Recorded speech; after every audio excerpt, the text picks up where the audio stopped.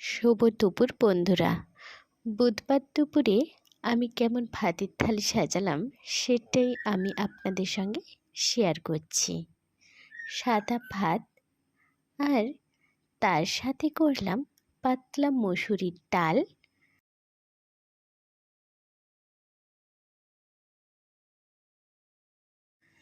তারপর একটা সবজির তরকারি বানিয়ে ফেললাম, চিচিঙ্গা আলু দিয়ে তরকারি।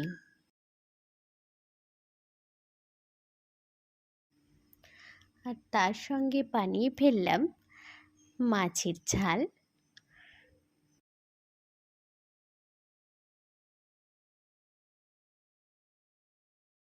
ষাঁড় কচু ভাজা, লঙ্কা পেঁয়াজ বাটা দিয়ে,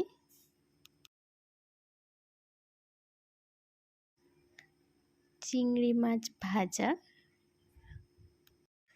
আমার ভাতের থালিটি কেমন সাজানো হলো বলতে ভুলো না প্লিজ। আর বুধবারের ভাতের থালিতে কে কী রান্না করলে সেটাও জানাবে।